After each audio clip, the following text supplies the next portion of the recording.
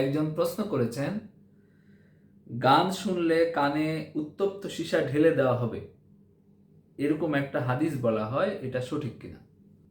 গান শুনলে কানে উত্তপ্ত সীসা ঢেলে দেওয়া হবে, এরকম কোনো জাল হাদিসও নাই। আপনি যে হাদিসটার কথা বলছেন সেই হাদিসটাও জাল। সেখানে আছে যে কেউ যদি গায়িকাদের মজলিসে বসে, গায়িকাদের যে সরাসরি মজলিস হয় সেখানে গিয়ে কেউ যদি গান শোনে, আমাদের সময় আমরা কনসার্ট ধরতে পারি, আগেকার যুগে অন্যরকম হইতো।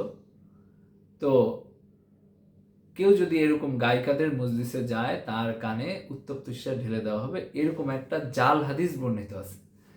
তো ওই হাদিসটাও জাল। এই ব্যাপারে ইবনুল জাউজি, শায়খ আলবানী সহ অনেকেই ওই হাদিসটাকে বলেছেন যে এটা সম্পূর্ণ ভিত্তিহীন, বানোয়াট এবং জাল, এটার কোনো ভিত্তি নেই।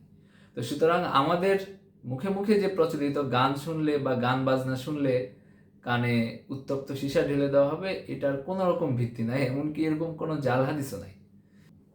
গান বাজনার ব্যাপারে শরীয়তের অবস্থান হলো, গান যদি অশ্লীল গান হয়, যদি মানুষকে অশ্লীলতার দিকে প্ররোচিত করে, অশ্লীল কাজের দিকে নিয়ে যায়, এরকম গান যদি হয়, সেটা নিঃসন্দেহে হারাম। কারণ কোরআনে আল্লাহ তাআলা স্পষ্টভাবে বলেছেন যে যারা মুমিনদের মধ্যে অশ্লীলতার প্রসার ঘটাতে চায়, তাদের জন্য দুনিয়াতেও কঠিন শাস্তি আছে, আখিরাতেও কঠিন শাস্তি আছে। সূরা নূরের 19 নম্বর আয়াতে আল্লাহ তাআলা এটা বলেন। তো সুতরাং অশ্লীলতার প্রসার ঘটে এরকম গান নিঃসন্দেহে হারাম। গাওয়া যেমন হারাম, এটা শোনাও হারাম। কিন্তু গানের বক্তব্য যদি ভালো হয়, গানের বক্তব্যে যদি সমস্যা না থাকে, তাহলে বাজনা কতটুক হারাম হবে, কতটুক হালাল হবে, কোন বাজনা ব্যবহার করা যাবে, কোন বাজনা ব্যবহার করা যাবে না, এইটা নিয়ে আলেমদের মধ্যে বিভিন্ন রকম মতামত আছে।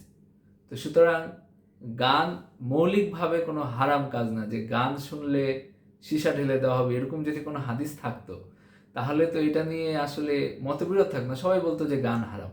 তো সুতরাং এরকম কোনো হাদিস নাই।